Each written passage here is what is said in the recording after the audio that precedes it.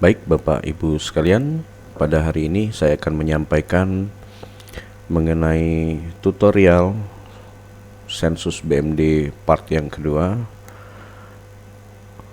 mengenai mapping aset yang berpindah ruangan. Pada tutorial yang lalu saya menyampaikan mengenai pencocokan data ruangan dengan KIPC, dan saat ini pada part yang kedua saya akan menyampaikan tutorial mapping aset yang berpindah ruang. Pertama yang harus kita lakukan adalah kita masuk dulu ke aplikasi Sensus BMD dengan cara mengetik 103.145.47.34. Ini alamat IP-nya kita ketik, kemudian kita masuk. Setelah masuk akan tampil beranda seperti ini, seperti biasa. Kemudian kita pilih aplikasi Sensus BMD. Ya, akan tampil seperti ini, dan kita pilih menu data belum inventarisasi. Sebelumnya tulisan data belum inventarisasi ini adalah tertulis data tidak ditemukan, tapi untuk mengakomodir Badan Pemeriksa Keuangan, maka tulisan data tidak ditemukan diganti menjadi data belum inventarisasi. Kita klik menu data belum inventarisasi, kemudian kita pilih keep B.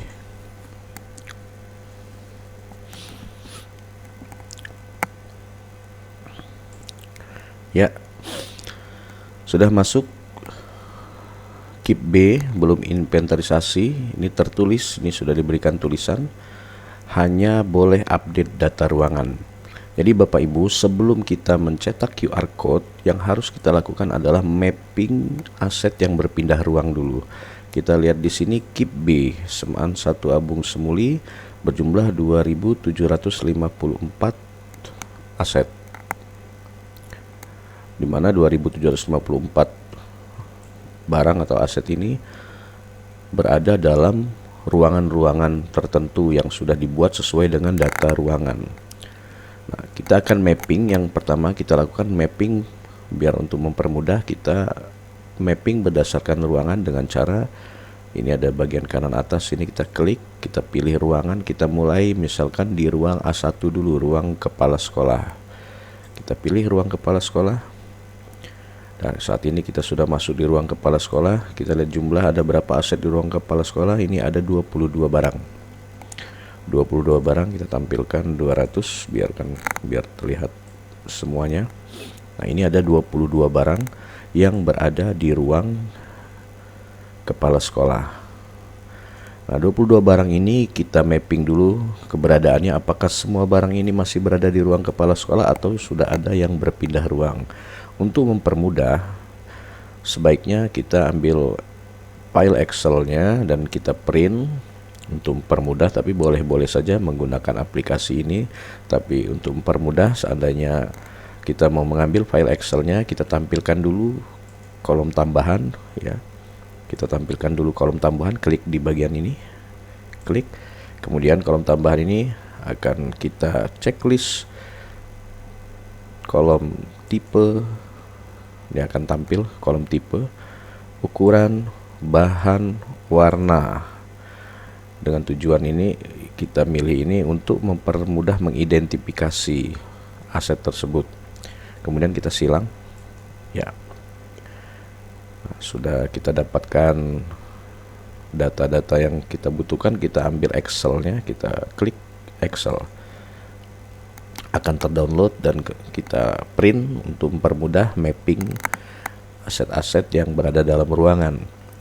Ya, seandainya sudah kita print, kita periksa, tapi ini saya menggunakan aplikasi saja.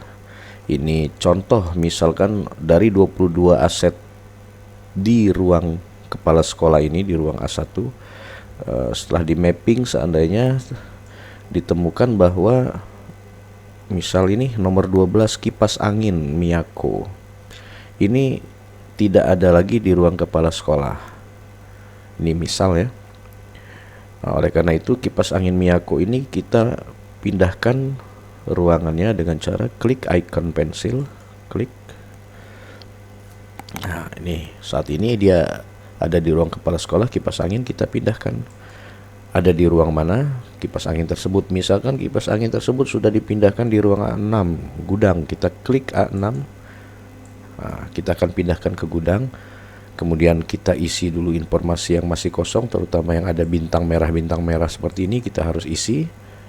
Atau boleh diberikan sementara tanda strip dulu, atau boleh langsung dilengkapi dengan informasi, tapi intinya semuanya nanti harus dilengkapi dengan informasi. Ini contoh merek Miyako kipas angin, tipe berdiri, standing fan kalau bahasa Inggrisnya. Nah, kita isikan misalkan 16 inci. Ini misal, kita lihat dulu kondisi kipasnya. Kemudian bahan besi warna hitam, kemudian nomor pabrik, nomor angka, nomor mesin, ini kita berikan tanda strip. Ya. Nah, setelah kita lakukan, maka kita akan tombol simpan. Setelah kita klik simpan, maka kipas angin ini akan berpindah ke ruang A6. Kita akan lakukan simpan. Ya. Setelah kita simpan, kipas angin tersebut ada di ruang A6 dan saat ini aset di ruang kepala sekolah tinggal 21 yang tadinya jumlahnya 22. Jadi kipas angin tadi satu barang tersebut pindah ke ruang gudang. Kita coba cek ya, kita masuk ke ruang gudang A6, kita masuk gudang, kita coba cek kipas angin tersebut apakah sudah masuk. Ya, ini dia kipas angin. Nah, ini sudah masuk ke gudang yang tadinya ada di ruang kepala sekolah. Nah, kemudian kita lanjut lagi mapping. Nah, tinggal 21 barang yang ada di ruang kepala sekolah, kita identifikasi lagi mana barang-barang yang berpindah tempat. Ya, dari 21 ini kalau masih ada, kita pilih. Misalkan saya berikan contoh sekali lagi. Misalkan lemari kaca. Ya, lemari kaca ini ternyata tidak ada lagi di ruang kepala sekolah dan sudah berpindah ke ruangan yang lain. Maka kita lakukan prosedur pindah ruang dengan cara seperti tadi, kita klik icon pensil.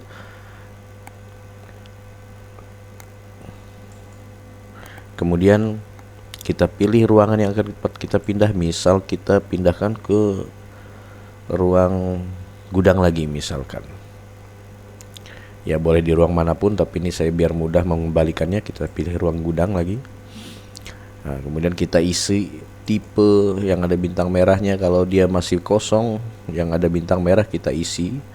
Kalau misalkan kita akan mengisinya nanti, kemudian setelah kita lakukan QR code scan, maka kita isi boleh dengan tanda strip dulu. Ya, boleh agar bisa tersimpan. Kemudian nomor pabrik, nomor angka, nomor mesin, nomor polisi, nomor BPKB, karena ini bukan kendaraan bermotor, kita isi dengan tanda strip. Kemudian kita pilih simpan. Ya. Saat ini di ruang kepala sekolah berjumlah 20 barang. Yang tadi awalnya 22 barang, kita pindahkan kipas angin jadi tinggal 21, kemudian kita pindahkan lemari kaca. Ya, kita cek lagi boleh, kita lihat di ruang gudang apakah sudah berpindah. Ya, lemari kaca sudah berpindah. Kipas angin yang awalnya tadi kita pindahkan sudah berpindah di ruangan semua. Ya, setelah kita lakukan mapping di ruang A1, ya, setelah selesai kita masuk ke ruang berikutnya, ruang guru. Kita lihat ada berapa asetnya, 73. Kita ambil Excelnya dulu. Sebelum kita ambil Excelnya, kita tampilkan kolomnya, merek, tipe, ukuran, bahan, dan warna.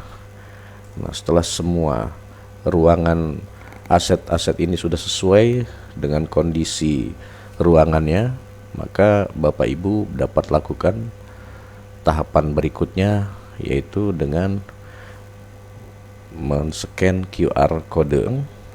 Ini harus dilakukan karena kalau prosedurnya terbalik, Bapak Ibu lakukan dulu, scan QR code dulu, pindah ruangnya dilakukan belakangan, informasinya akan berubah. Jadi biar tidak kerja dua kali, melakukan penempelan QR code, maka lakukanlah mapping ruangan terlebih dahulu, pindah ruangan, baru kita lakukan QR code scan. Demikian tutorial mapping aset yang berpindah ruang. Semoga bermanfaat. Tetap semangat, selamat bekerja. Terima kasih.